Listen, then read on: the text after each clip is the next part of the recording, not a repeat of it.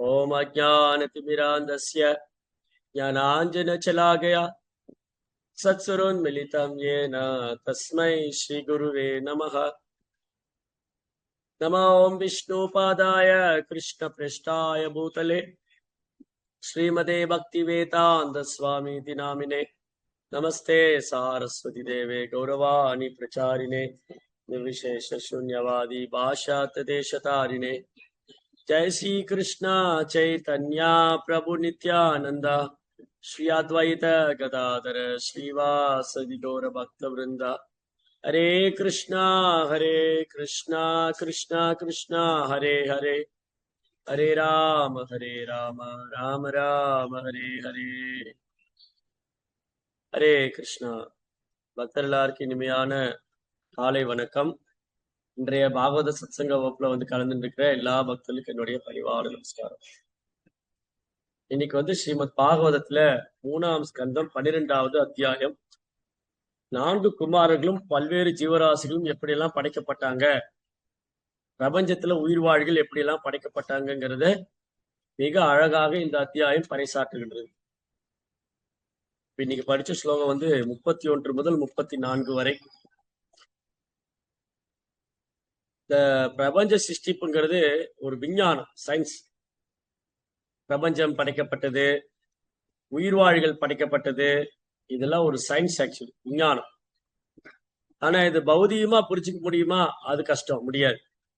பௌதிகமான விஷயங்கள் பௌதிகமான ரீதியில பௌதிகமான ஆராய்ச்சினால புரிஞ்சுக்கூடிய விஷயம் அல்ல இந்த பிரபஞ்ச நிர்வாகம், அவருடைய படைப்பு, உயிர்வாழிகள் படைக்கப்பட்டது. அதெல்லாம் நம்ம சிந்தனைக்கெல்லாம் அப்பாற்பட்டது, நம்முடைய சிந்தனைகளுக்கும் நம்முடைய சக்திக்கும் அப்பாற்பட்டது. அதான் பெரும்பாலும் மக்கள் என்ன நினைச்சிடுறாங்க, இன்னைக்குள்ள நவீன விஞ்ஞானத்தை தான் நம்புறாங்க. நவீன விஞ்ஞானிகள் தங்களுடைய குறைந்த அறிவை வைத்துக்கொண்டு, குறைபாடுடைய புலன்களை வைத்துக்கொண்டு படைப்பினுடைய ரகசியத்தை தெரிஞ்சுக்கணும்னு முயற்சி பண்றாங்க. கடைசியில எல்லாம் இயற்கையா வந்ததுங்கிற முடிவுக்கு வந்துடுறாங்க. அது பெரும்பாலும் நவீன விஞ்ஞானிகள் என்ன முடிவுக்கு வந்துடுறாங்க, எல்லாம் இயற்கையா வந்தது, திடீர்னு வந்தது, தானா வந்தது. இங்க எதுவுமே இயற்கையாவும் வராது, திடீர்னு வராது, தானாவும் வராது. அதுக்கு பின்னாடி பகவானுடைய அனுகிரகம். ஒரு அணு அசைந்தால் கூட அவருடைய அனுகிரகமின்றி அசையாது, அவரின்றி ஒரு அணுவும் அசையாது. அதனால அசைவன அசையாதவனை இங்க காணக்கூடிய அனைத்துக்கும் அவரே ஆதாரமா இருக்கார். அதுதான் பகவத்கீதையில பகவான் உறுதி செய்யறார். பத்த பரதரம் நான் யத் கிஞ்சிதஸ்தி தனஞ்சயா மை சர்வமிதம் புரோதம் சூத்ரே மணிகனா இவ. அர்ஜுனா, என்னை விட உயர்ந்த உண்மை இல்லை. தனஞ்சயனே, செல்வத்தை வெல்பவனே, நூலில் முத்துக்கள் கோர்க்கப்பட்டது போல் அனைத்தும் என்னையே சார்ந்திருக்குது என்று பகவான் கூறுகிறார். அதனால இந்த முதல் படைப்பு, பகவான் சிருஷ்டிப்பு செய்த முதல் படைப்பு, பிரம்மா சிருஷ்டிப்பு செய்த 2ஆம் படைப்பு, இந்த படைப்புக்கெல்லாம் அவரே ஆதாரமா இருக்கார். அதுவும் பகவத்கீதையில பகவான் உறுதி செய்யறார். அகம் சர்வஸ்ய பிரபவோ மத்தக சர்வம் பிரவர்த்ததே இதி மத்வா பஜதேபாம் புதாபாவ சமன்விதா. இந்த ஜட உலகமானாலும் சரி, அந்த ஆத்மீக லோகமானாலும் சரி, இரண்டுக்கும் படைப்பின் கர்த்தா நானே. எல்லாம் என்னிடமிருந்தே தோன்றுகின்றன. பௌதிக உலகம், ஆன்மீக உலகம் எல்லாமே பகவான் இருந்து தோன்றுது. இதே ஒருத்தர் யார் அறிந்து கொள்றாரோ அவங்க ரொம்ப பெரிய புத்திசாலின்னு சொல்லி, அந்த புத்திசாலி என்ன பண்ணுவாரு, வீணா தர்க்கம் பண்ணி நேரத்தை வீண் பண்ண மாட்டாரு, பகவானுக்கு சேவை செய்வார், வர்க்கத்திலோ இது மாதிரி ஈடுபடுறது. அதனால பாயிண்ட் என்ன அப்படின்னா, படைப்புக்கு பின்னாடி பகவான் இருக்கார், அவருடைய கருணை இருக்கு, எல்லாமே இருக்கு. அப்ப அடுத்த ஒரு கேள்வி எழுந்தரலாம், சகஜம் தானே, எல்லாருக்கும் இந்த கேள்வி வரும். ஏன் கடவுள் இந்த உலகத்தை படைத்தார்? ஏன் கடவுள் என்னை படைத்தார்? ஏன் கடவுள் உயிர்வாழிகளை படைத்தார்? ஏன் எல்லோரையும் ஒரே மாதிரி படைக்கவில்லை? அவர்கள் அவங்கவுங்க இன்ப துன்பத்தை அனுபவித்துக் கொண்டிருக்கிறார்கள், அதற்கான காரணம் என்ன அப்படின்னு கேள்வி வரும். அதற்கான பதில் இந்த ஜீவராசிகளாகிய நம்ம பகவானுடைய சிறிய அம்சமா இருக்கிறதுனால நித்தியமானவங்க பகவத்கீதையில பகவான் சொல்றார். 15ஆம் அத்தியாயம் 7ஆம் ஸ்லோகம், மமேவாம்சோ ஜீவலோகே ஜீவபூத சனாதனா.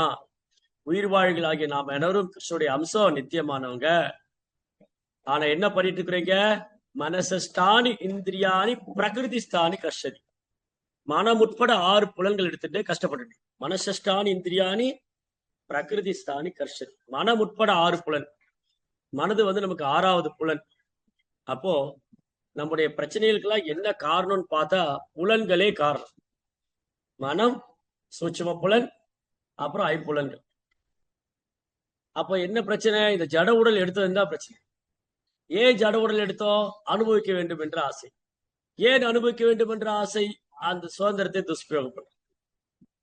நமக்கு பகவான் கொடுத்திருக்கும் சிறு சுதந்திரத்தை துஷ்பிரயோகம் செய்ததுனால ரோப்பா என்ன சொல்றாரு?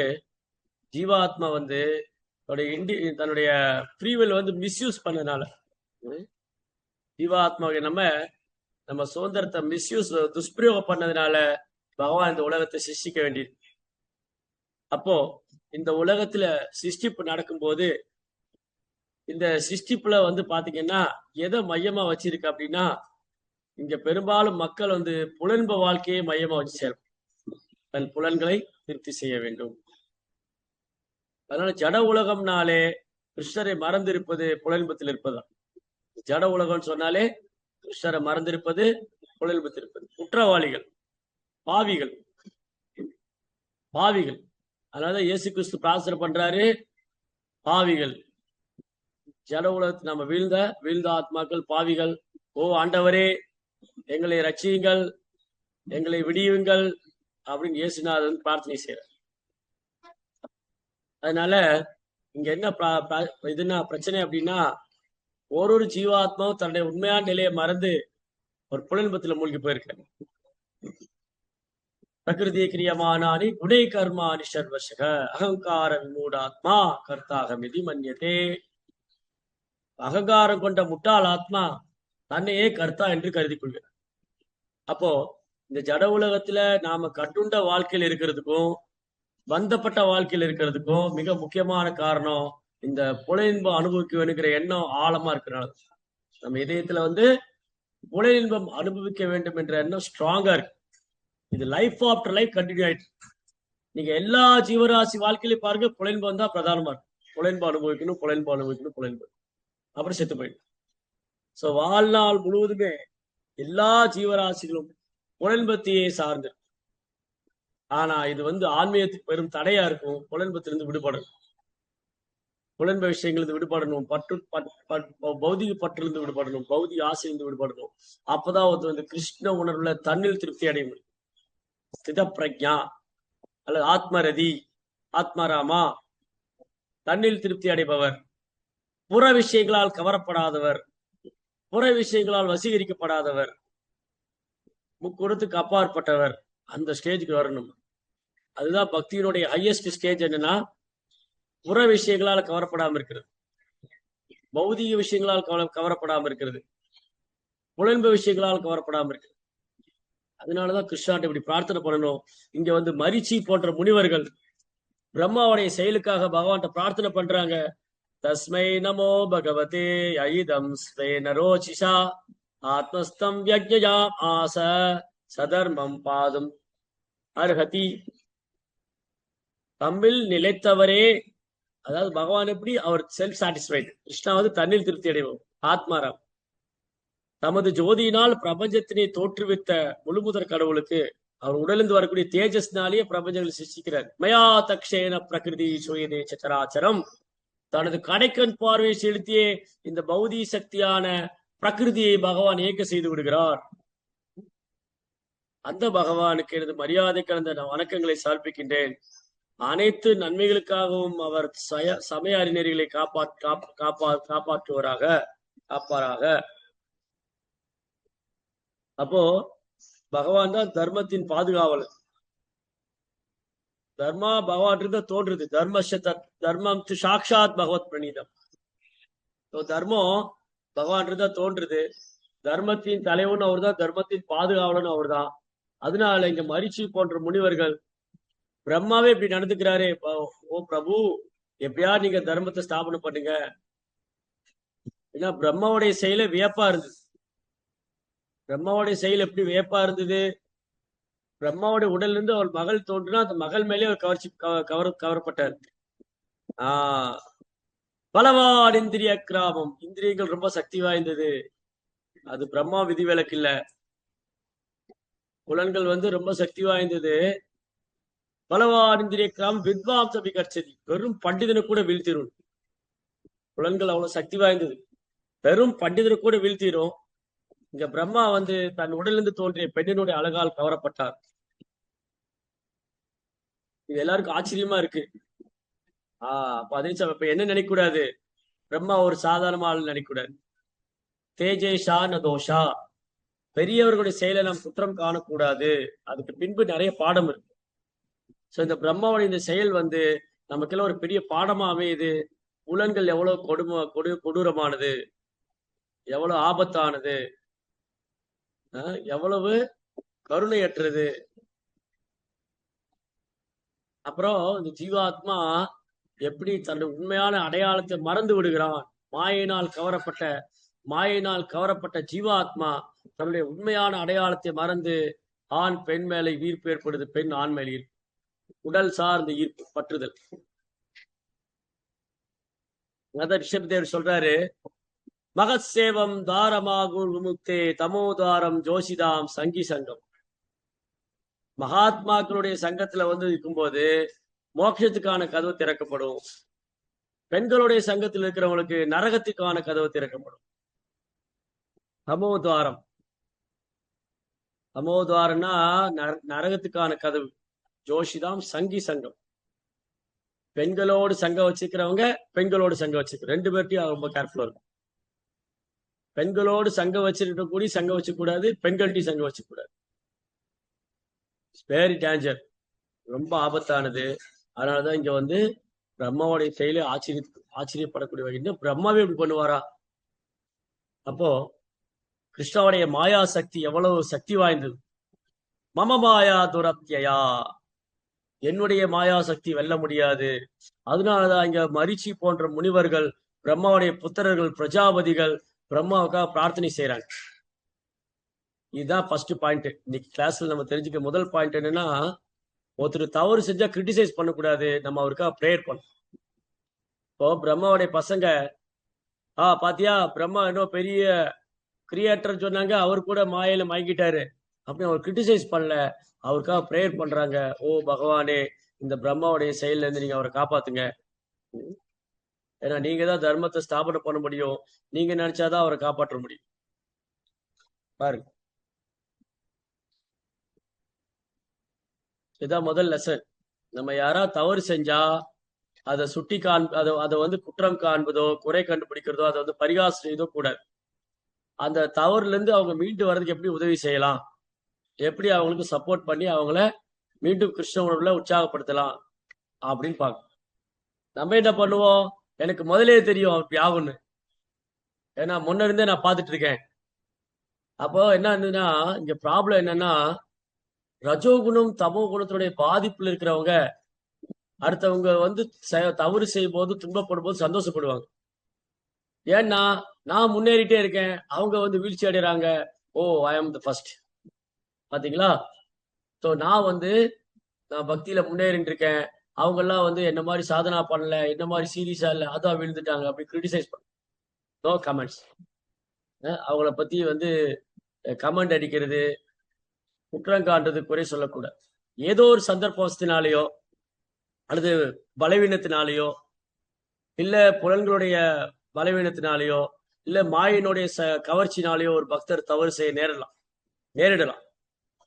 ஏன்னா பிரபா என்ன சொல்றாரு, ஆன்மீக பாதை வந்து ரொம்ப கிளியரான ரோடா இருந்தாலும் விபத்து நடக்க வாய்ப்பு இருக்குங்க. ரிச்சுவல் பாத் வந்து clear, but maybe accident will happen. விபத்து வரலாம், ஒரு பக்தருடைய வாழ்க்கையில விபத்து ஏற்படலாம். அதனால நம்ம வந்து அந்த பக்தர் தகுதியற்றவர் நினைக்கக்கூடாது. பாத்தீங்களா, அவருக்கு ஒன்றும் தெரியல, அவர் சீரியஸா இல்ல அப்படின்னு எடுத்துக்கூடாது. ஏன் விபத்து நடக்குது? ஒரு நெடுஞ்சாலையில போகும்போது, ஹைவேல போகும்போது ஏன் வந்து ஆக்சிடென்ட் ஆகுது? கவனக்குறைவுனால ஆக்சிடென்ட் ஆகும். அப்புறம் ரொம்ப வேகமா போன ஆக்சிடென்ட் ஆகும் இல்லையா? இந்த மாதிரி சில தவறுகள் ஏற்படலாம். அதே மாதிரிதான் ஆன்மீக பாதையில கவனக்குறைவுனால விபத்து ஏற்படலாம், வீழ்ச்சி அடையலாம். நிறைய காரணங்கள் இருக்கு. கவனக்குறைவினாலேயோ இல்ல பலவீனத்தினாலேயோ இல்ல எதிர்ப்பால் ஈர்ப்பினாலேயோ அல்லது மனதை கட்டுப்படுத்த முடியாம புலன்களை கட்டுப்படுத்த முடியாம அப்படி வீழ்ச்சி அடையும். அப்ப அத்தகைய பக்தருக்கு நாம் உதவி செய்ய வேண்டுமே தவிர நாம் கிரிட்டிசைஸ் பண்ணக்கூடாது. பாத்தீங்களா, எனக்கு அப்பவே தெரியும் இவங்கெல்லாம் வீழ்ச்சி அடைவாங்க, இவங்கெல்லாம் பக்தியில முன்னேற மாட்டாங்க அப்படின்னு சொன்னா அவர் உண்மையான வைஷ்ணவர் இல்ல. ஒரு பக்தர் கஷ்டப்படும் போது பக்தர் மட்டும் இல்ல, வைஷ்ணவன்னா என்ன, பரதுக்க துக்கி கிருப்பாம்புதி, மற்ற ஜீவராசி கஷ்டப்பட்டா கூட வருத்தப்படுவார். அதான் வாசுதேவ் தத்தா. வாசுதேவ் தத்தா சைத்தன்ய மகாபிரபு மிக பிரியமான சகாக்கள் ஒருவர்.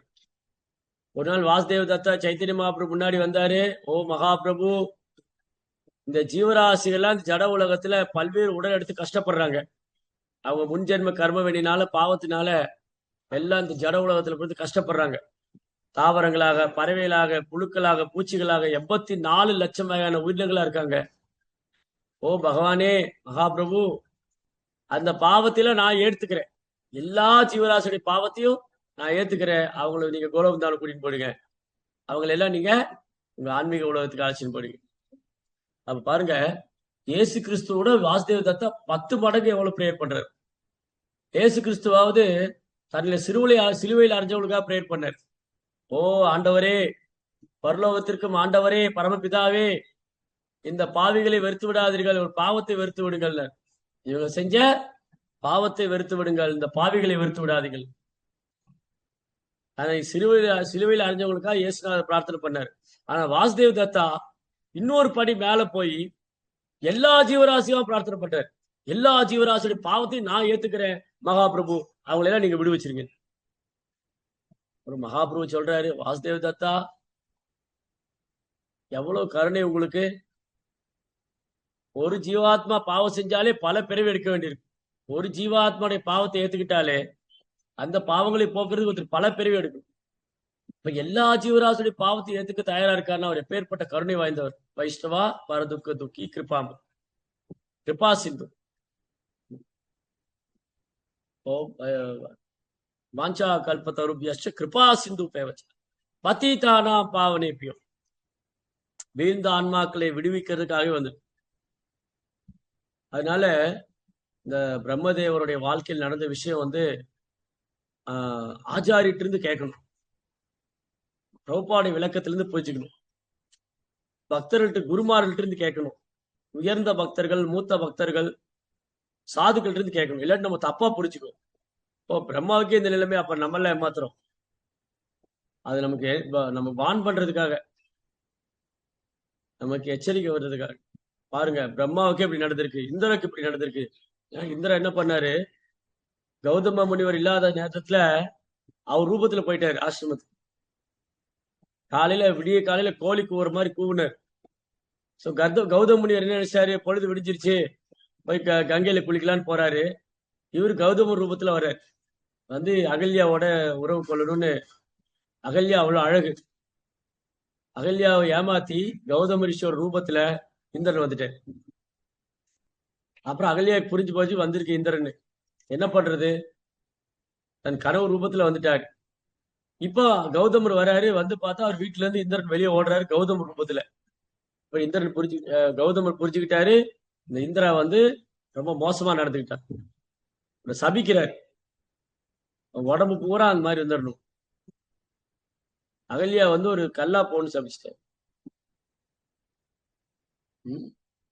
இந்த மாதிரி இந்திரா, பிரம்மா, இவங்கெல்லாம் கூடி சில நேரங்கள்ல அந்த புலன்களுடைய உந்துதல், ரஜோகுணம் தமகுணத்துடைய தாக்கம், அதுக்கப்புறம் மாயாவுடைய சக்தி, மாயினுடைய கவர்ச்சி, இதெல்லாம் நடக்கும். எல்லாத்துக்கும் மேல பரமபுருஷரான பகவான் கிருஷ்ணனுடைய ஏற்பாடோடு. ஏன் பகவான் இதை அனுமதிக்கிறார்? பிரம்மா இதயத்திலே கிருஷ்ணர் பரமாத்மாவா இருக்காரு. எப்படி அனுமதிச்சாரு? பிரம்மா தன் பெண் மேல கவரப்படுவதற்கு பகவான் எச்சரிக்கிறாரு. பாருங்க, மாயா சக்தி எவ்வளவு சக்தி வாய்ந்தது. அதனாலதான் சாஸ்திரம் சொல்லுது, ஒரு ஒரு ஒரு ஒரு ஆண்மகன் தன் தந்தையோடையோ அல்ல தன் தாயோடையோ தங்கையோ கூட தனிமையில் இருக்கக்கூடாது. தனியான இடத்துல செக்குலர் பிளேஸ்ல ஒரு ஆண்மகன் அவன் பையனாவும் இருக்கலாம், இல்ல சகோதரனா இருக்கலாம். ஆனா பெண்களோடு தனியா இருக்க கூடாதுன்னு சாஸ்திரம். ஏன்னா புலங்கள் அவ்வளவு கொடூரமானது. Very powerful. விப்ரநாராயணன் ஒரு பக்தர் இருந்தார். அவர் வாழ்க்கையிலிருந்து அழகான பாடம். இந்த கேள்விப்பட்டீங்களா விப்ரநாராயண கதை? விப்ரநாராயண ஸ்ரீரங்கத்துல ரங்கநாதருக்கு மாலை கைங்கறி பண்ணாரு. புஷ்பம் துளசி எல்லாம் போட்டு மாலை கட்டி பிரம்மச்சாரி, ஸ்ட்ராங் பிரம்மச்சாரி. அங்க இப்போ அந்த ஸ்ரீரங்க கோயில்ல போனா விப்ரநாராயண கார்டன் இருக்கு. விப்ரநாராயண வழி ஏற்படுத்தின அந்த தோட்டம், பூந்தோட்டம், பிரகார சுத்தி வரும்போது பார்க்கலாம். அவரு பகவானுக்கு ஒரு தோட்டம் வச்சுட்டு பிரம்மச்சரிய வாழ்க்கையை இருந்து கடைபிடிச்சு ரொம்ப ஸ்ட்ரிக்டா ஃபாலோ பண்ணி பகவானுக்கு சேவை பண்றார். நித்திய கைங்கரிய புஷ்ப கை தினமும் பகவானுக்கு பூக்களை மாலையா தொடுத்து, துளசி மாலை தொடுத்து அவர் பகவானுக்கு ஆஃபர் பண்றார். அப்போ ஒரு நாள் 2 தேவதாசிகள் ராஜாவுடைய சபையில் நடனம் ஆடிட்டு அவங்க ஊருக்கு திரும்ப போறாங்க. ரொம்ப அழகு. இந்த பெண்கள்லாம் ரொம்ப அழகா அலங்காரம் பண்ணிக்குவாங்க. அதுல ஒரு சில பெண்கள் ஆண்களை கவருவதற்காகவே அலங்காரம் செய்வாங்க.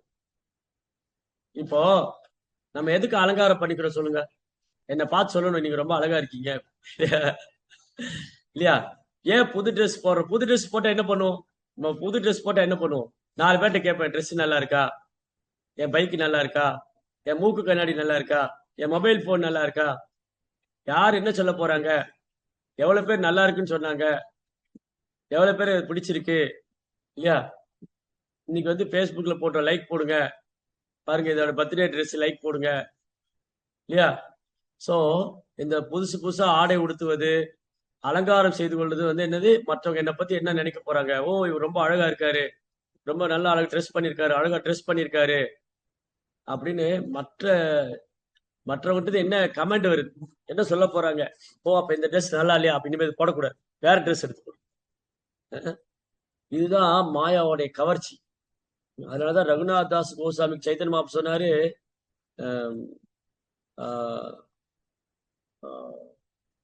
கிராமிய கதா நாசுனிபே காமியவதா நாக்கொய்பே.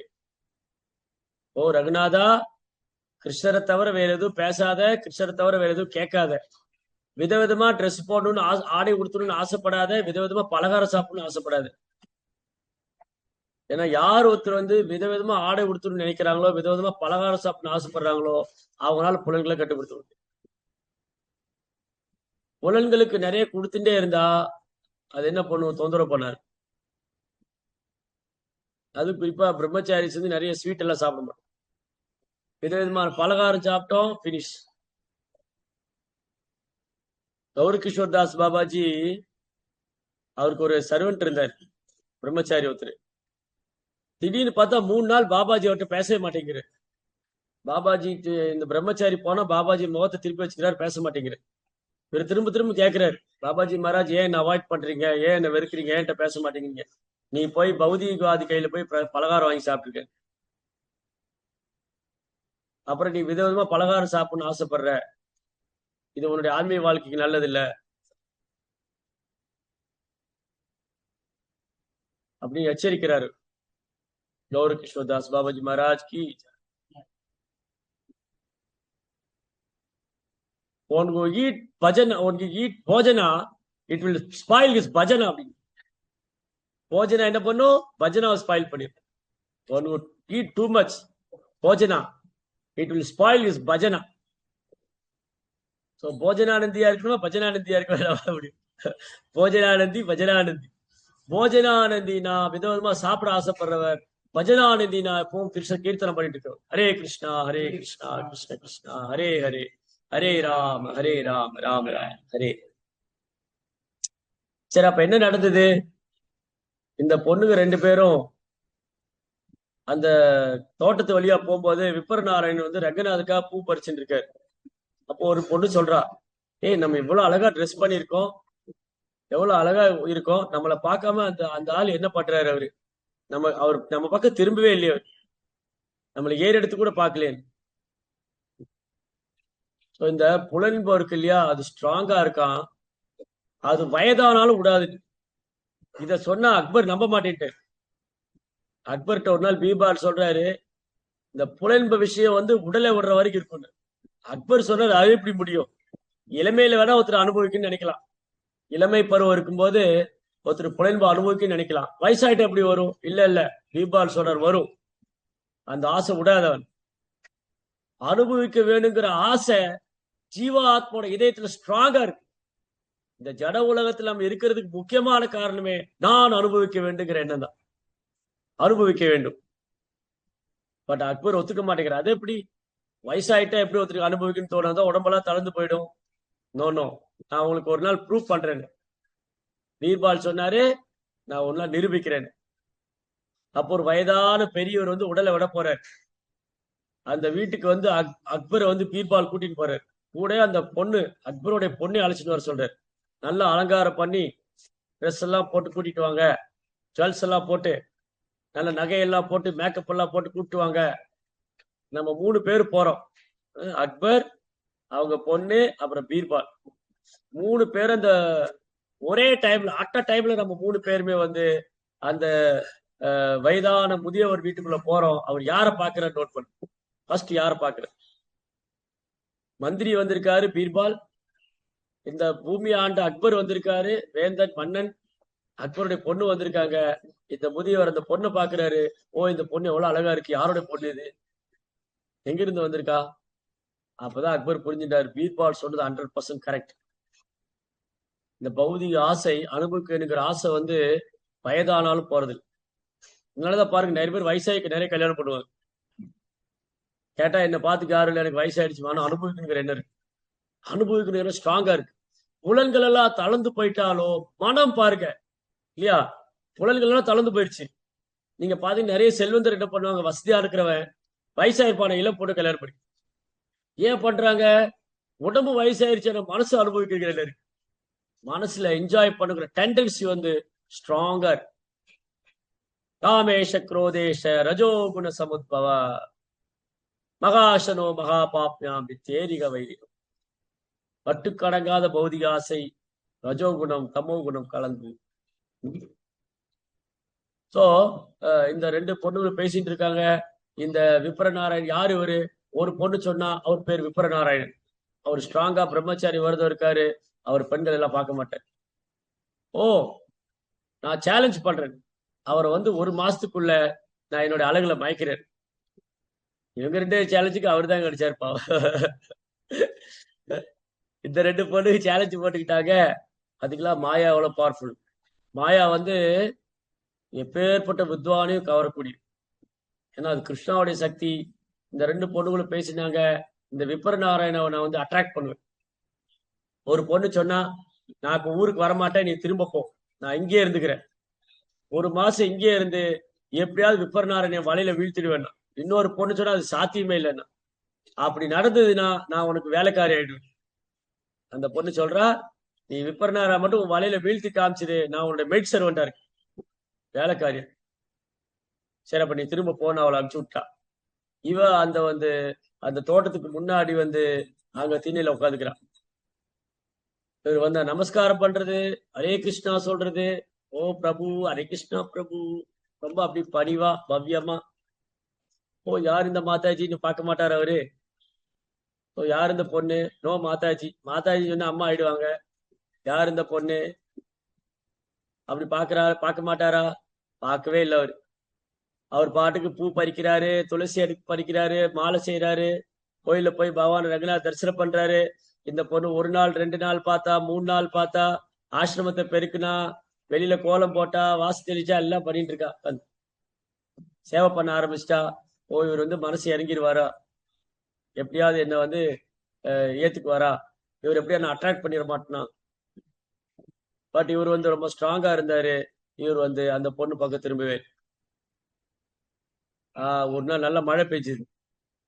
நல்ல மழை பெஞ்சு வெளியில தண்ணி, இந்த பொண்ணு உட்காந்து குளிர்ல நடுங்கிட்டு இருக்கா, ட்ரெஸ் எல்லாம் நினைச்சு போயிடுச்சு. அப்ப விப்ரநாராயணனுக்கு பாவமா தோணுச்சு, ஓ இந்த பொண்ணு பாவம், நம்ம குடிசையில இடம் கொடுத்துடலாம். போச்சு, அவ்வளவுதான். அந்த பொண்ணை வந்து ஆசிரமத்துக்குள்ள அலோவ் பண்ணாரு, அவ்வளவுதான். அந்த பொண்ணோட அழகுல மயங்கி போனாரு. அதுக்கப்புறம் என்ன ஆயிடுச்சு, அந்த பொண்ணு பின்னாடியே போக ஆரம்பிச்சிட்டாங்க. அவ சொன்ன மாதிரி விப்ரநாராயண வந்து அந்த பொண்ணுக்கு அடிமையாயிட்டு. இப்ப என்னாச்சு? பூ பறிக்க நேரம் இல்ல, மாலை கட்ட நேரம் இல்ல, ரங்கநாதர் தரிசனம் பண்ண நேரம் இல்ல, ரங்கநாதருக்கு ஆஃபர் பண்றதுக்கு ஒன்றுத்துக்கு நேரம் இல்ல. எப்பவுமே அந்த பொண்ணையே தியானம் பண்ணிட்டு இருக்கு. அந்த பொண்ணுடைய அழகுல மயங்கி அவளோட இருக்குன்னு ஆசைப்படும். அப்போ ஒண்ணு அந்த பொண்ணு சொன்னா, நான் வந்து 1 மாசம் ஆயிடுச்சு, நான் திரும்ப போகணும், எங்க வீட்டுல எல்லாம் காத்துக்கிட்டு இருப்பாங்க, என் அம்மா ரொம்ப கோவக்காரி, நான் போய் சமாதானப்படுத்துறேன். அவர் சொன்னாரு, என்னால உன்னை பிரிஞ்சு இருக்க முடியாது. விப்பநாராயணன் சொல்றாரு, ரங்கநாதரை மறக்க முடியாத இருந்தவரு சொல்றாரு, இப்போ இந்த பொண்ணை பிரிஞ்சு என்னால இருக்க முடியாதுங்கிற. இந்த பொண்ணை பார்த்து சொல்றாரு, என்னால உன்னை பிரிஞ்சு இருக்க முடியாது. அப்ப சொன்னாவோ, நீ அம்மாட்ட வந்து பொண்ணு கேளுங்க, நீங்க வந்து எங்க அம்மாட்ட பொண்ணு கேளுங்க, என் அம்மா கல்யாணம் பண்ணி கொடுத்தா உன்னை கல்யாணம் பண்ணிக்கிறேன்.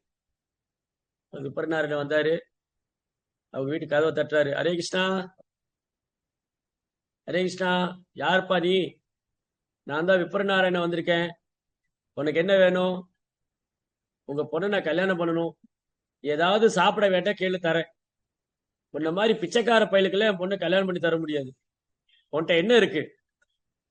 போட்ட குடிசை வீடு ஒண்ணும் கிடையாது. உனக்கு என் பொண்ணு கேக்குதா?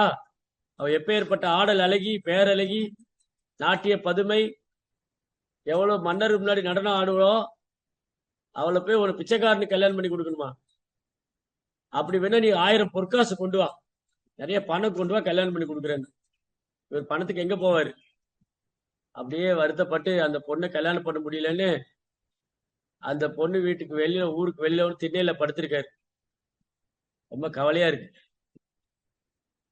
கேட்க கவலை வந்தது. தியாயதோ விஷயான் பும்சக சங்கஸ்தே சுபஜாயதே சங்கா சஞ்சாயதே காமா. அந்த பிள்ளை அந்த பொண்ணை வந்து அனுபவிக்க முடியலங்கிற எண்ணத்துல அப்படியே கவலையில தெருவில் படுத்திருக்காரு. அப்போ லட்சுமி தேவி தாயார் வந்து பெருமாள்கிட்ட சொல்றாங்க, பிரபு என்ன கொடுமை இது, அந்த விப்பரநாராயணன் எவ்வளவு அழகா சேவை பண்ணிட்டு இருந்தார், அவர் ஏன் இப்படி சோதிக்கிறீங்க நீங்க? அவரை திரும்ப சேவை கொடுக்க வேண்டாமா? என் குழந்தை சரி ஏதோ தப்பான வழியில போயிட்டான், அவனை திருத்த வேண்டாமா? அப்படி விட்டுட்டீங்களே நீங்க. பகவான் சொன்னார், அவர் சேவை ஒண்ணு வீணா போகாது, அவரோட சுதந்திரத்தை அவர் நான் என்ன பண்றாரு பார்த்தா அவர் மிஸ்யூஸ் பண்ணிட்டாரு, சரி பரவாயில்ல, இருந்தாலும் அவர் சேவை பண்ணதை நான் மறக்கல. லட்சுமி தேவி சொன்னாங்க, எப்படியா நீ அவனை கூட்டிட்டு வந்து ஆகணும், அந்த பக்தனுக்கு திரும்ப சேவை கொடுக்கணும். பாத்தீங்களா, கொஞ்ச நாள் பக்தி பண்ணி விட்டு போனாலும் அந்த பக்தனை பகவான் மறக்கவே மாட்டார். நம்ம எல்லாம் எவ்வளவு பெரிய சர்வீஸ் பண்ணாலும் யார் பாடின்னு கேட்டுருவோம். கொஞ்சம் சர்வீஸ் அவன் ஞாபகமே இல்லைன்னு, யாரு நீங்க, உங்களுக்கு தெரியவே செய்யாது. துருபத ராஜாவும் துரோணரும் ஒரே குருகுலத்துல படிச்சாங்க. துருபத வந்து யாசம் கேட்டு, துருபதன்ட்ட யாசம் கேட்டு வந்தார் துரோணர், நீ யாரு எனக்கு, நீ எப்படி என் நண்பனா இருக்க முடியும், ஒரு பிச்சைக்கார பையன் எப்படி எனக்கு நண்பனா இருக்க முடியும்? துருபத. அந்த மாதிரி இந்த ஜட உலகத்துல நம்ம என்ன செஞ்சாலும் நன்றி கெட்டவங்கள் ஆயிடுவாங்க. நண்பர்கள், உறவினர்கள், காசு பணம் பேரு புகழ்லாம் இருக்கும்போது கூட இருப்பாங்க. இதெல்லாம் நம்ம கிட்ட இல்லைன்னு தெரிஞ்சதுன்னா நம்மளை விட்டு ரொம்ப தூரம் போயிடுவாங்க. அப்ப தெரிஞ்சுக்கலாம் யார் நம்ம உண்மையான நண்பன், யார் என்னுடைய உண்மையான நண்பன், யார் என்னுடைய உண்மையான உறவினர். என் கஷ்டம் வரும்போது என் பக்கத்துல யார் இருக்கானோ அவன் தான் உண்மையான நண்பன், உறவினர். அப்படி பார்த்தா பகவான் மட்டும்தான் இருப்பாரு. பகவான் மட்டும்தான் இருக்காரு. அவர் தான் வந்து சுக்குர்தாம் சர்வபூதானா, எல்லா ஜீவராசின் உற்ற நண்பன், நலன் விரும்பி. அது பொய் இல்ல. விப்ரநாராயணன் வந்து திண்ணையில படுத்துட்டு இருக்காரு. லட்சுமி தாயார் சொன்னாங்க, பிரபு போங்க, அவரை திருத்தி ஆட்கொள்ளுங்க, அவரை திரும்பி பக்திக்கு கொண்டு வாங்க. இவர் என்னடா அந்த தேவதாசி கல்யாணம் பண்ண முடியலன்னு கவலையில உட்காந்துட்டு. அப்போ வந்து அந்த தேவதாசி வீட்டு கதவை யாரோ தட்டுறாங்க. ஹரே கிருஷ்ணா, ஹரே கிருஷ்ணா, யார் இருக்கீங்க உள்ள? யாருப்பா நீ? நான் விப்ரநாராயணுடைய தாசம் வந்திருக்கேன். விப்ரநாராயணே உள்ள வரக்கூடாதுன்னு நீ யார்? விப்ரநாராயணே உள்ள வரக்கூடாதுன்னு சொல்லியிருக்கோம், நீ என்ன கொண்டு வந்த? முதல்ல கதவை திறங்க, அதான் மரியாதை. சரி சொல்லு, என்ன வேணும் உனக்கு? நாங்க யாசகம்லாம் கொடுக்கறது இல்ல, அவனையே துரத்தி விட்டோம். நீங்க எஜமானது தப்பா புரிஞ்சுட்டு இருக்கீங்க. அவர் 1000 பொற்காசு கொடுத்திருக்காரு, நீங்க ஏதோ வரம் வேண்டும், வரம் இது உங்க பொண்ணை கல்யாணம் பண்றதுக்கு வரன் வேணும்னு சொன்னீங்களாமே. இங்க பாருங்க, தங்க தட்டு, ஒரு தங்க தட்டுல பொற்காசுகளோட கொடுக்குறது. அஜிஜோ, விற்பனாருக்கு இவ்வளவு பணம் இருக்கா? அதான் சொல்லவே இல்லையே. உடனே வர சொல்லுங்க. அந்த அம்மா காலம் தாழ்த்து அதை போய் உடனே வர சொல்லுங்க. ஒரு பெரிய தங்க தாம்பூலம், தங்க தாம்பூலத்துல தங்க காசுல வச்சு அந்த பையன் கொடுத்தான். நீ யாருப்பா? நான் அவருடைய சர்வெண்ட். என்ன மாதிரி நிறைய சேவகர்கள் அவருக்கு இருக்காரு. சும்மா அவர் ஒண்ணும் இல்லாத ஓட்டாட்டின்னு நினைக்காதீங்க. அவர் பெரிய செல்வந்தர்னு. அவர் பெரிய செல்வந்தரு, அவர் சாதாரணமா நினைக்காதீங்க அப்படின்னு எச்சரிக்கை கொடுத்துட்டு போறான். ஐயோ தப்பு சாமி, உங்க எஜமான நான் தப்பா பேசிட்டேன், கோச்சுக்காது போய் வர சொல்லு. அந்த அம்மாவுக்கு அந்த தங்கத்தட்டு பொற்காசெல்லாம் பார்த்த உடனே அப்படியே ஆகாசத்துல மிதக்கிறா. இங்க என்ன ஆச்சு? காலையில ரங்கநாதருக்கு கோயில திறந்து நிவேதனம் பண்ண போல தாம்பூலத்தை காணும், பிளேட்டு, ஆஃபரிங் பிளேட்டு. ரங்கநாதருடைய ஆஃபரிங் பிளேட்டை காணும். பூஜாரிகள்லாம் தேடுறாங்க கோயில் பூரா. தலைமை பூஜாரிக்கு பயமே வந்துருச்சு. என்ன ஆகும் போதோ, பகவானுக்கு ஆஃபர் பண்ற தட்டை காணுமே. நேரா ராஜா கிட்ட போய் சொன்னாங்க, இந்த மாதிரி கோயில்ல பகவானுக்கு ஆஃபர் பண்ற பிளேட்டை காணுமோ, பகவானுக்கு நிவேதனம் பண்ற தங்க தாம்பூலத்தை காணும். ராஜா சொன்னாரு, எங்கேயாவது பிராமணா மறந்து வச்சிருப்பாங்க, தேட சொல்லுங்க. இல்ல நல்லா தேடியாச்சு. சரி, இப்ப யார் மேல சந்தேகம்னா, எங்களுக்கெல்லாம் விப்ரநாராயண் மேலதான் சந்தேகமா இருக்கு. ஏன்னா அவன் முன்ன மாதிரி சர்வீஸ்க்கு வர்றதில்ல, முன்ன மாதிரி அவன் சேவை பண்ண வர்றதில்ல. எப்பவுமே தேவதாசியோட வீடே கதியா இருக்காரு. தேவதாசியோட வீடே கதினா அவருக்கு எங்க இருந்து பணம் வருது? எப்படி அவர் தன்னை மெயின்டைன் பண்றாரு? என்ன காரணம்? அப்ப அவர் தான் திருடி இருக்கணும். அதனால எங்களுக்கு எல்லாம் தோணுது, விப்ரநாராயண் தான் அந்த தங்கத்தட்டை திருடி இருக்கு. இந்த தங்கத்தட்டை தங்க தாம்பூலத்தை விப்ரநாராயண் தான் திருடி இருக்கு. உடனே ராஜா சொல்றாரு, போங்க அந்த தாசியோட வீட்டுக்கு போங்க, சோதனை போடுங்க, விப்ரநாராயண் எங்க இருந்தாலும் கையும் களமா அரெஸ்ட் பண்ணி கொண்டு வாங்க, சங்கிலி போட்டு பூட்டி இழுத்துட்டு வாங்க.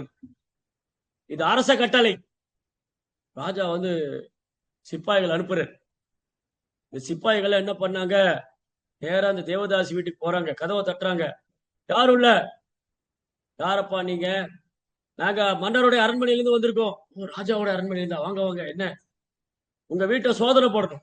எதுக்காக எங்க வீட்டை சோதனை போடணும்? சோதனை போடணும், இது அரச கட்டளை.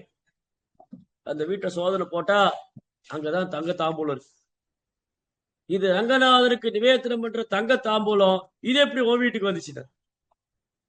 இதை விப்ரநாராயணன் சேவகன் தான் கூட்டிட்டு கொடுத்தான். விப்ரநாராயணன் சேவகன் அவன். காட்ட போய் சொல்ற, எங்க அவன்? இங்க வரவே இல்லையா அவரு அப்படின்னு சொல்லிட்டு அவங்க பயந்து போய் நிக்கிறாங்க. இந்த காவலாளியெல்லாம் தேடி போனா அந்த தெரு முற்றத்துல ஒரு திண்ணையில படுத்திருக்காரு. ஏய் விப்ரநாராயணா, கயவனே, கல்வனே, உன்னை கைது செய்யறோம். என்ன ஏன் கைது செய்ய வேண்டும்? நீ ரங்கநாதரின் தங்க தாம்பூலத்தை திருடி விட்டாய். ஐயோ, நான் திருடல, நம்புங்க, நான் திருடல இல்ல இல்ல இல்ல. நீ என்ன சொல்ல மன்னர்கிட்ட சொல்லு. உன்னுடைய கதையெல்லாம் நீ மன்னர்கிட்ட சொல்லு. கைது பண்ணி அவர் சங்கிலி போட்டு பூட்டி இழுத்துட்டு, விப்ரநாராயணன் கையில காலி சங்கிலி போட்டு அவர் அரெஸ்ட் பண்ணி கொண்டு ராஜாவோட சபையில் நிறுத்துறாங்க. ராஜா கேட்கிறாரு, விப்ரநாராயணா, உனக்கு என்ன துணிச்சல்? கோயில்ல பகவானுக்கு நிவேதனம் பண்ற தங்க தாம்பூலத்தை எடுத்துன்னு போயிருக்க நீ. அவர் சொல்றாரு, மன்னா, நான் கோயிலுக்கு வர்றதில்ல, சேவை பண்றதுல எல்லாம் உண்மைதான். முன்ன மாதிரி நான் ஆக்டிவா இல்ல. அந்த தேவதாசி வீடே கதியா இருக்கு, அதுவும் உண்மைதான். ஆனா சத்தியமா திருடவே இல்லை, என்ன நம்புங்க. நான் திருடவே இல்லை, என்ன நம்புங்க. அது எப்படி? நீ இந்த தேவதாசி வீட்டுலதான் குடுத்தனம் பண்ற, அந்த தேவதாசி வீட்டுலதான் இங்க தங்க தாம்பூலம் இருந்திருக்கு, நீ தான் அங்க போயிட்டு இருக்க, எப்படி அங்க போச்சு? பொய் சொல்லாத, இவருக்கு மரண தண்டனை கொடுக்க. அப்ப ரங்கநாதன் சொல்றாரு, இரு மன்னா, விப்ரநாராயணன் குற்றமற்றவன், அவனுக்காக நான் தான் திருடினேன், அப்படின்னா நீ எனக்கு தான் தண்டனை கொடுக்கல. ரங்கநாதன் சொல்றாரு, விப்ரநாராயணுக்காக அவனை திருத்தி ஆட்கொள்றதுக்காக, விப்ரநாராயண அவன் திருத்தி ஆட்கொள்வதற்காக நானே இந்த பிளேட்டை திருடினேன். நான் தான் கொண்டு போய் தேவதாசி வீட்டுல வச்சேன். நான் தான் சொன்னேன், விப்ரநாராயணுடைய சேவகன் நான். பாத்தீங்களா, பகவான் சேவகனுக்கு சேவனா இருக்க ஆசைப்படுற. நான் தான் எடுத்துட்டு போனேன், அப்படியே என்னதான் நீ அரெஸ்ட் பண்ணு, என்ன பிடி ஜெயில போட்டுக்கோ, அவரை விட்டுடு. இது என்ன வித்தைன்னு சொல்லி அவர் சாஸ்திரமா நமஸ்காரம் பண்ணார் ரங்கநாதர். இந்த மன்னர். இப்ப நான் எனக்கு கண்ணுல கண்ணீர் வருது. ஓ, நான் எவ்வளவு பெரிய தப்பு பண்ணிட்டேன். பகவானுடைய சேவை தான் முக்கியம் இருந்தேன்னா ஒரு விலைமாதோட இந்த தேவதாசியோட அழகுல மயங்கிட்டு அன்னையில இருந்து முடிவு பண்ணாரு. அன்னையில இருந்து என்ன முடிவு பண்ணாரு? அடியார்களுக்காக திருட்டு பட்டதை ஏத்துட்டார். அடியார்களுக்காக திருட்டு பட்டதை ஏத்துக்கிட்டாருன்னா அப்ப அடியார்கள் எவ்வளவு முக்கியம். அன்னைக்கு பேசிட்டு இருந்தோம், மாதவேந்திர புரிக்காக பகவான் திருட்டு பட்டம் வாங்கிட்டாரு. பாயாச திருடியை கோப்பிட்டாரு, கீரை திருடி வச்சிருவார், கீர்ச்சோர் கோப்பினார். அப்போ ஒரு பக்தனுக்காக பகவான் திருட்டு பட்டத்தை ஏற்க தயாரா இருக்காரு. அதனால அன்னைக்கு விப்பரநாரன் முடிவு பண்ணாரு, அடியாரின் பாத தூசியை நான் தலையில வச்சுக்கணும். தொண்டர் அடி பொடி ஆழ்வார். தொண்டர் அடி பொடி. தொண்டர் அடி பொடினா பகவானுடைய பக்தனின் பாத தூசை நான் தலையில வச்சுக்கணும். அப்பதான் நான் புனிதமாவேன். ஏன்னா பகவானது பக்தர்கள் பகவானாலே ஆராதிக்கப்படுறாங்க. பகவானே பக்தருடைய தாமரை திருப்பாத்துக்கு சேவை செய்யணும் ஆசைப்படுறாரு. நாரதருடைய தாமரை திருப்பாத்துக்கு சேவை பண்றார். குந்தி தேவி, யுதிஷ்டிர மகாராஜா, இவங்களுக்கெல்லாம் பகவான் சேவை பண்றார். மகாதேவன் எவ்வளவு தூய பக்தர்களுக்கு பகவான் சேவை செய்ய தயாரா இருக்காரு. பக்தனுக்காக பகவான் எப்பேற்பட்ட அவமானம் ஏத்துக்க தயாரா இருக்காரு. இப்ப என்ன சொல்லுவாங்க, எல்லாம் ரங்கநாதர் திருடிட்டாரே சொல்லுவாங்க. சோ பக்தனுக்காக திருட்டு பட்டம் ஏத்துக்க தயாரா இருக்காருன்னா அப்ப தன் பக்தர் மேல எவ்வளவு அன்பு வச்சிருக்காரு. நான் திருட்டு பட்டம் வாங்கினாலும் பரவாயில்ல, அந்த விப்ரநாராயண் திருத்தி ஆட்கொள்ளப்படணும். அதனால அவர் தொண்டரடி பொடியாளர் மீண்டும் ரங்கநாத சேவையில போய் மனதை ஒருநிலைப்படுத்தி இங்கு அங்கு மனதை பிறல விடாமல் மீண்டும் அவர் பக்தி தொண்டை உறுதி பெற்றார். 12 ஆழ்வார்ல ஒருத்தராயிட்டார், தொண்டரடி பொடி ஆழ்வார். அதனால உயர்ந்த பக்தருடைய வாழ்க்கையில் நடக்கக்கூடிய எல்லாமே நமக்கு பாடம் தான். ஓ பாத்தீங்களா, விப்ரநாராயணா பிரம்மச்சாரியா இருந்தார், வீழ்ந்துட்டார், அவர் வாழ்க்கை முடிஞ்சது. நோ, கிருஷ்ணா விடமாட்டார். சோ கிருஷ்ணா என்ன பண்ணுவாரு, அந்த பக்தனுக்கு ஒரு சோதனை கொடுத்து அது மூலமா இந்த உலகத்துக்கு பெரிய பாடத்தை கொடுப்பார். பாருங்க எவ்வளவு டேஞ்சர் மாயா, என்னுடைய சக்தி எவ்வளவு ஆபத்தானது, மாயா சக்தி. மம மாயா துரத்தியா, அது வெல்வது அவள் எளிதல்ல. அதனால உயர்ந்த பக்தர்கள் வாழ்க்கையில் நடக்கிறத நம்ம பௌதிக கண்ணோட்டத்தோட பார்க்க கூட. அதை எப்படி எடுத்துக்கணும், இவங்களுக்கே எப்படின்னா நம்ம நிலைமை என்ன ஆகும். இந்த மாதிரி பக்தர்களுக்கே இப்படி சோதனை வருது அப்படின்னா என்னை போன்ற சாதாரண ஜீவனுடைய நிலைமை என்ன. அதுதான் பிரபுபாதர் எழுதுறாரு. அவர் ஆச்சாரியர் பிரபுபாதர் என்ன எழுதுறாரு, பரத மகாராஜா பாவ நிலையிலிருந்து வீழ்ந்தார் ஒரு மான் மேல உள்ள பற்றுதலால. அப்ப பரதனுக்கே இந்த நிலைமையில நம்ம பத்தி என்ன சொல்றதுன்னு பிரபுபாதர் சொல்றாரு. சாதாரண ஆள் சொல்லல, பிரபுபாதர் சொல்றாரு. பாவா ஸ்டேஜ் பிரேமத்துக்கு முந்தின நிலை, 8வது நிலை பாவம். ஆதோ ஸ்ரத்தா ததசாது சங்கா அத பஜனை கிரியா அனந்த நிவர்த்திச்சா நிஷ்டா ருச்சி ஆசக்தி பாவா பிரேமா. ஹையஸ்ட் ஸ்டேஜ் பாவா. அந்த உன்னதமான நிலையில கிருஷ்ணரை நினைச்சு அழுதுண்டே 24 மணி கிருஷ்ணனுடைய பாவனையில் இருக்கக்கூடிய பரதன் மகாராஜா அதுல இருந்து வீழ்ந்தாருங்க போது நம்மை போல உள்ளவங்களை பத்தி என்ன சொல்றதுன்னு பிரபுபாதர் சொல்றாரு, ஆச்சாரி. அப்ப எவ்வளவு பணிவு பிரபுபாதர். ஆனா உண்மையில பிரபுபாதர் நம்மளை பார்த்து சொல்றாரு, உங்களுடைய நிலைமை யோசிச்சு பார்த்துக்கணும். பரத மகாராஜுக்கு அந்த நிலைமைனா பாவ நிலையில இருந்த பரத மகாராஜ் தன் ராஜ்யத்தை விட்டு வந்தவர். இந்த உலகத்துக்கே சக்கரவர்த்தி. மலம் கழிச்சிட்டு போறவர் திரும்பி பார்க்காம போற மாதிரி ராஜ்யத்தை தூக்கி போட்டு காட்டுக்கு போனார் பரத மகாராஜ். ஆனா அங்க போர் மான் மேல எழுத பற்றுதலால மீண்டும் ஒரு பிறவி எடுக்க வேண்டியது. அப்படின்னு நம்ம நிலைமையில என்ன சொல்றது. அதனாலதான் ரொம்ப எச்சரிக்கையா இருக்கணும். ஆன்மீக வாழ்க்கை கத்தி மூலை மேல் நடக்கிறதுன்னு பிரபா சொல்ற, ரொம்ப ஷார்ப். அதனால எவ்வளவுக்கு கவனமா இருக்கிறோமோ, எவ்வளவுக்கு சின்சியரா இருக்கிறோமோ, எவ்வளவுக்கு கிருஷ்ணரை டிபெண்ட் பண்ணிருக்கு. we should always depend on Krishna. நம்ம மாயை மேல எப்ப நமக்கு ஒரு பயம் இருக்கணும், மாயா மேல எப்பவும் பயம் இருக்கணும். இல்லாட்டி நான் நான் 16 மாலை ஜபிக்கிறேன், தீட்சை வாங்கிட்டேன், மாயா என்ன பண்ண முடியும்? நோ, மாயாவுக்கு சேலஞ்ச் பண்ற சக்தி நம்ம கிட்ட கிடையாது. நான் 16 மாலை ஜபம் பண்றேன், நான் 4 விதிமுறை கடைபிடிக்கிறேன், எந்த மாயா என்ன பண்ணியது பாக்கலாரு? நோ, அப்படி சொன்னாலே ஒரு மாயை பிடிச்சிருச்சுன்னு அர்த்தம். இது யாரு பண்ணலாம்? குரு சவால் விடலாம். பிரபா சொன்னா I know how to kick மாயான்னு சொன்னார். பிரபுபா சொன்ன எனக்கு எப்படி மாயை உதைக்கணும்னு தெரியும், பிகாஸ் இஸ் an ஆச்சாரியா. ஏன்னா மாயை விரட்டுற சக்தி கிருஷ்ண பிரபுபார் கொடுக்குறேன். சோ குரு நினைச்சா நம்மள மாயிலிருந்து காப்பாற்ற முடியும், கிருஷ்ணா நினைச்சா நம்மள மாயிலிருந்து காப்பாற்ற முடியும். இல்ல நான் என் சொந்த முயற்சினால மாயிலிருந்து காப்பாத்திக்க நினைச்சா நம்மளுக்கு மாயா ஸ்ட்ராங்கா பிடிச்சு. So it's very powerful. அதனால இங்க ரொம்ப அழகான வர்ணனை. ஸோ ஃபர்ஸ்ட் லெசன் வந்து நம்ம வந்து ஒரு பக்தர் வந்து தவறு செய்யும்போது அவரை கிரிட்டிசைஸ் பண்ணக்கூடாது, அவரை வந்து பரிகாசம் பண்ணக்கூடாது, மாறாக உதவி செய்யணும். ரெண்டாவது மாயா ரொம்ப சக்தி வாய்ந்தது, ரொம்ப கவனமா இருக்கணும். பிரம்மா இந்திரா போன்ற பெரும் தேவர்கள் கூட மாயினால கவரப்பட்டிருக்காங்க, ரொம்ப கேர்ஃபுல்லா இருக்கணும். மூணாவது எப்பவுமே கிருஷ்ணாவை டிபெண்ட் பண்ணி இருக்கணும், ஏன்னா கிருஷ்ணனால மட்டும்தான் நம்மளை மாயிலிருந்து காப்பாற்ற முடியும். நான்காவது ஹரி குரு வைஷ்ணவர் கருணை இருந்தா மட்டும்தான் நம்ம வந்து கிருஷ்ணனோட முன்னேற்றம் அடைய முடியும். ஹரி குரு வைஷ்ணவருடைய கருணை இல்லாம ஒருத்தர் வந்து இந்த பௌதிக பற்றுதல் பௌதிக ஆசிரியர் விடுபட முடியாது. அதனாலதான் பகவான் வந்து இங்க ஒரு எச்சரிக்கை கொடுக்கிறாரு. ஒரு பக்தனுக்கு சோதனை வரலாம், அந்த பக்தனுக்கு மாயினால பரீட்சை ஏற்படலாம், ஆனா அவர் கிருஷ்ணரே சரணாகதி பண்ணியிருப்பாரே ஆனால் அவரால் மாயால் அவரை வீழ்த்த முடியாது. ஹரிதாஸ் தாக்கூருக்கு 2 முறை சோதனை வந்தது, 2 முறை ஹரிதாஸ் தாக்கூர் மாயை வென்று விட்டார். காரணம் ஒரு புனித நாமத்தை வலுவாக பற்றி கொண்டார். ஹரே கிருஷ்ணா கிருஷ்ண கிருஷ்ணா ஹரே ஹரே, ஹரே ராம் ராம் ராம் ஹரே ஹரே. இந்த மகாமந்திரத்தை ஸ்ட்ராங்கா பிடிச்சிட்டோம்னு சொன்னா, ஏன்னா மகாமந்திரம் கிருஷ்ணர் வேற வேற இல்ல, எப்ப மகாமந்திரம் ஸ்டாப் பண்றோமோ அப்ப மாய பிடிச்சு.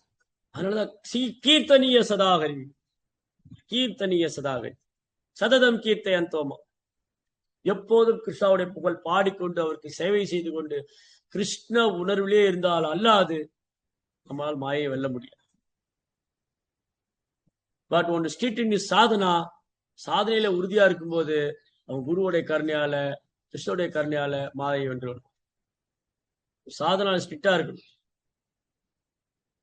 சாண்டிங் பண்றது, பாகவதம் படிக்கிறது, பாகவதம் கேட்கறது மாதிரி நம்மள சாதனை என்கேஜ் பண்ணிக்கிட்டே இருக்கு. சாதனா கொஞ்சம் லூஸா விட்டோம், அப்படி லூஸ் பண்ணிட்டோம்னா மாயா ரெடியா இருக்கு சைட் பை சைட். அதனால வெரி கேர்ஃபுல். இங்க வந்து முக்கியமான பாடம். ஹரே கிருஷ்ணா, ஜெய் ஸ்ரீ பிரபுபாத் கி